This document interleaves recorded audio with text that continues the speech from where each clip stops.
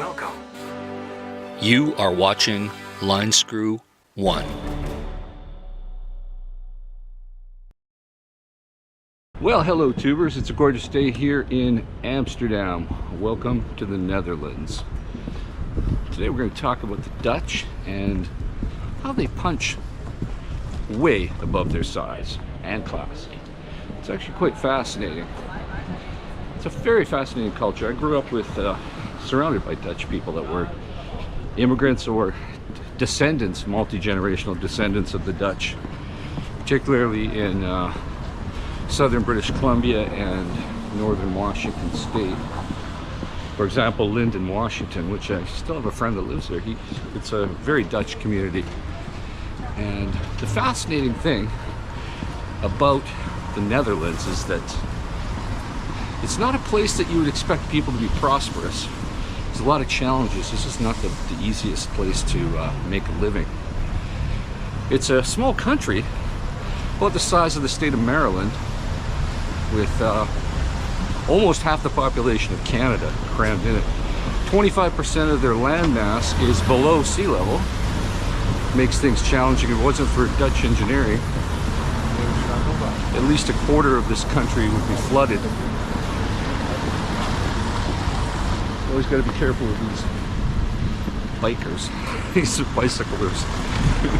They're very aggressive and fast. So anyway, as I was saying, so about 25% of the country is at or below sea level, and another 25% is prone to flooding. But yet, the Dutch do so well. And the country is essentially a river delta, and fighting the forces of the North Sea trying to come in, and the actual river delta destroying and eroding their land. And of course, you know, rivers meander, so it takes a lot of ingenuity to keep this country dry and prosperous. And it's windy. It's windy, it's cold in the winter, rainy. It's challenging, and typically you see a lot of the northern European cultures, they have to work harder to prosper. They can't just be taking a siesta all the time because the weather is tough. They got to be ready for winter. And here they're fighting the North Sea, the rivers, the weather.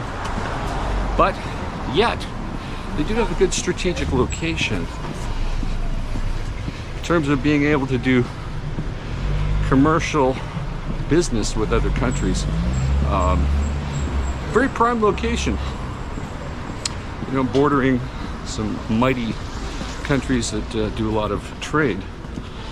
Keeps them very well positioned. Of course, the Rhine River being a prime river for commercial traffic. And you know, the Dutch, they find a way to make a living no matter what. So far it's not too windy, I guess, with all the actual buildings is keeping the wind out a bit today.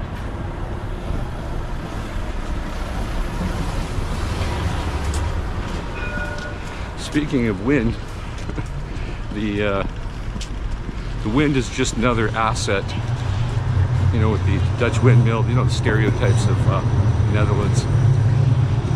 You know, if you got a lot of wind, you might as well use that wind. And they use the wind with the windmills, you know, historically, and now they're generating, you know, a small percentage of their power grid. Flying in, you can see all the wind turbines in the North Sea cranking out. It's a beautiful day here. Here, let's get a little view. Got the tourists taking their canal cruise.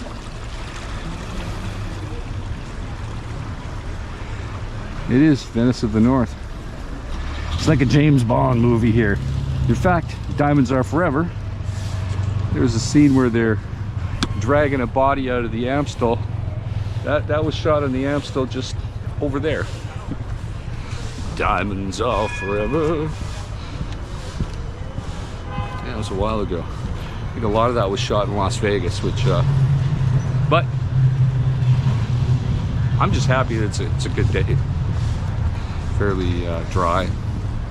Okay, where should we go? Let's go this way. No agenda. Actually, I'm not too far from the Anne Frank house. I actually wanted to do that, but unfortunately you got to book those tickets weeks in advance or forget about it. So unfortunately I will not be doing that.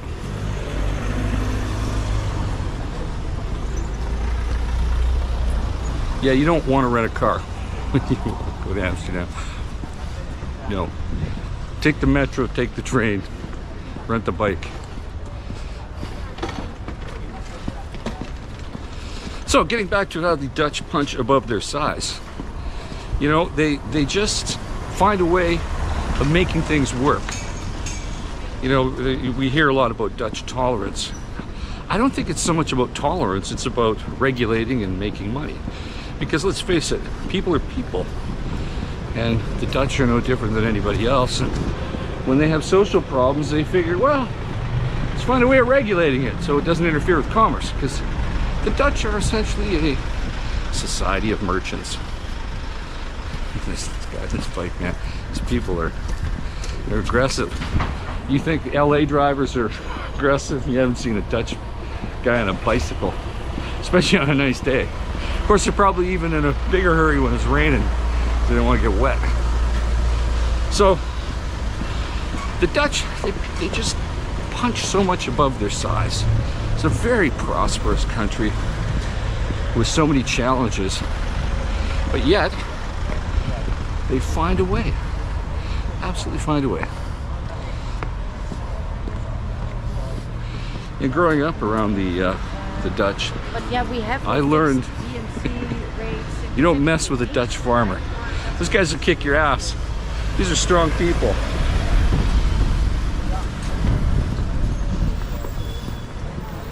So many people that I even run across in North America, unless their name is obviously Dutch, a lot of them I go, hey, you know, you Dutch? And they go, no, I'm not Dutch. They go, they've lost track of their roots.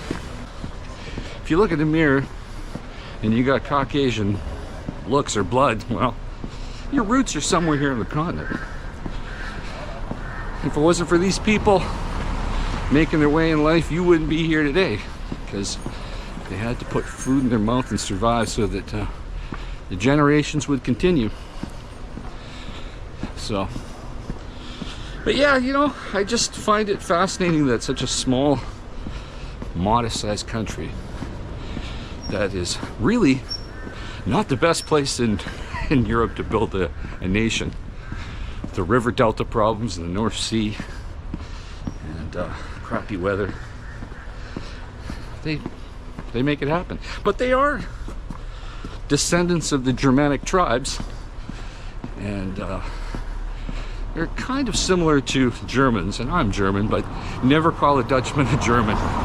That's an insult. Sometimes I've even occasionally I hear somebody talking but they're multilingual and they actually are Dutch, and they go, oh, Deutschland. They go, no. So don't make that mistake. Yeah, it's an interesting structure. I gotta show you this. It looks like a floating houseboat. You know, being a RV nomad, if I was living in Amsterdam, I'd probably consider doing this. Take a look at this. It's quite an interesting abode. Of course, we got the floating boats, floating houses. Hey, as long as the traffic can get by on these canals. And even these canals are a testament to Dutch engineering and practicality. These canals are the result of city planning that started hundreds of years ago, where city planners in the 17th century, they realized, hey, we got to control the water. We have an abundance of water, and we need to do business and move people and goods.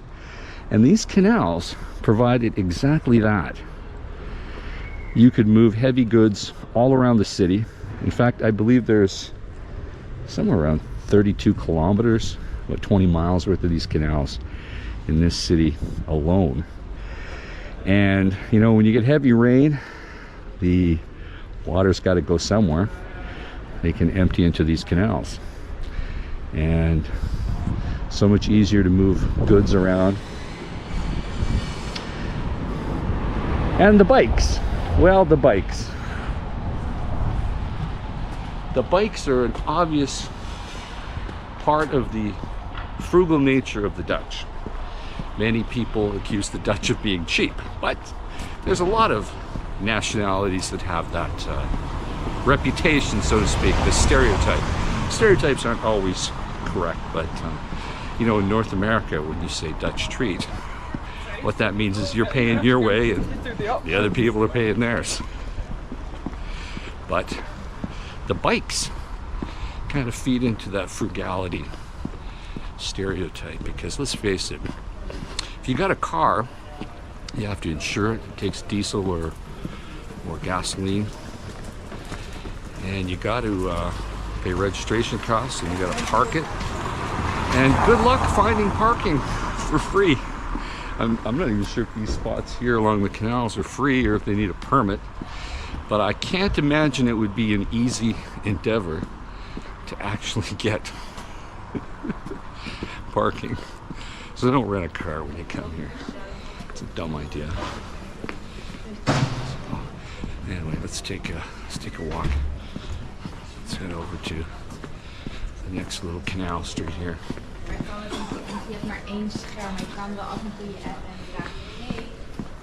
So the Dutch, they are really good at business, to the point where if you look around in your city, wherever you're watching this video, you will find hints of Dutch engineering or Dutch products. Hell, I grew up eating a lot of Dutch cookies that would come in those canisters back in the day. And then of course you'd save the metal canisters and you could use it to store things in. Even the compact cassette that was developed by Philips, I believe, which is a Dutch company. And they also co-designed and developed the compact disc with Sony. And of course the Dutch are very famous for their seafaringness. They spread their culture all over the planet, particularly South Africa and Southeast Asia. Okay, here we go. We got another beautiful canal here. More houseboats. That's probably not a bad way of living. At least you're in the city. I'm sure the Dutch have figured out a way of levying them a fee to moor along the canals. Same with, you know, the red light district that is not too far from here. I don't really care about the red light district. There's not much red lights to see during the day, but you know, when they have social problems, the Dutch just figure out a way of regulating and taxing. Why let problems get in the way of a good profit? They're like the Star Trek Ferengi. You Star Trek fans, the Ferengi. I don't know if the Dutch might take that as an insult. You called us the Ferengi. But I will say this about the Dutch.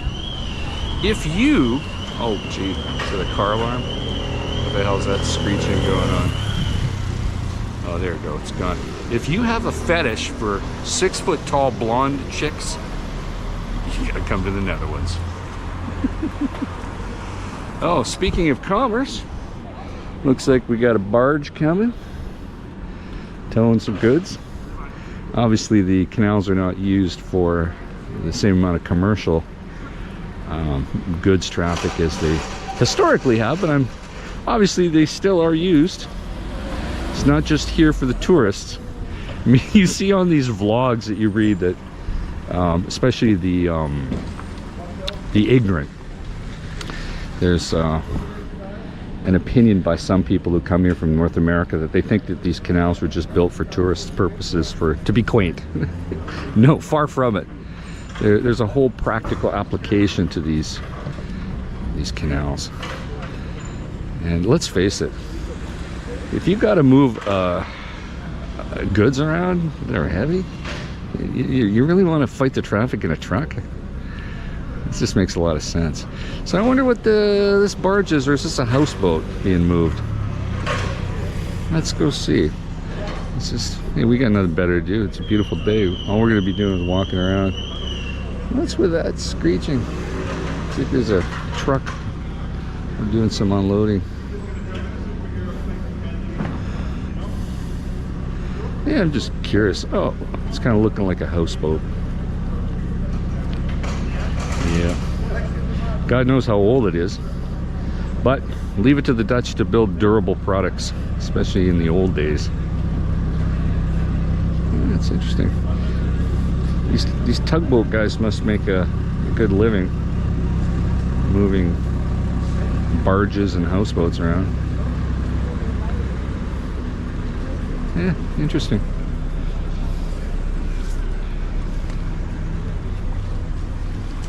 Well, I figured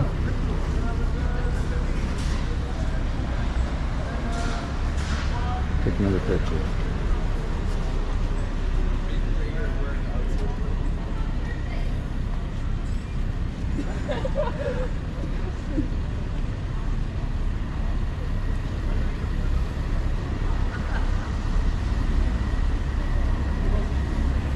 Oh, I did bring Carolyn along.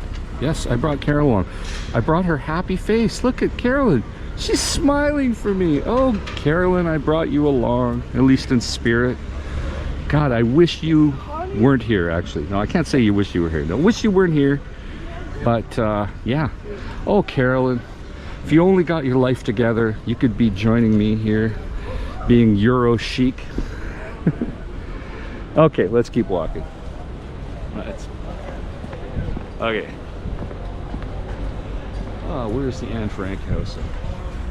Pretty sure it's around here somewhere. But anyway, let's keep moving.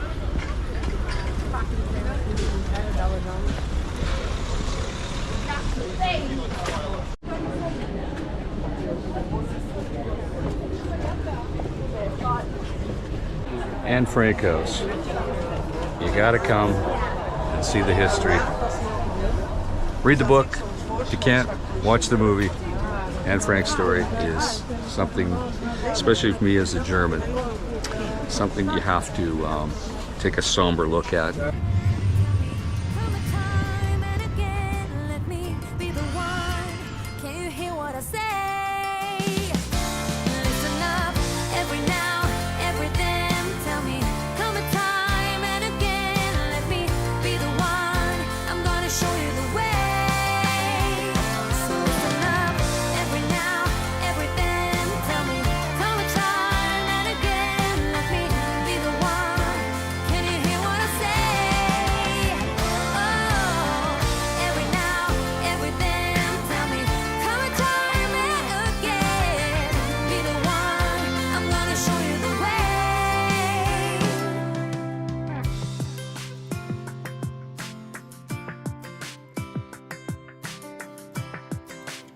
Hey YouTubers, subscribe to Line Screw 1. Good morning, ladies and gentlemen. Welcome on board.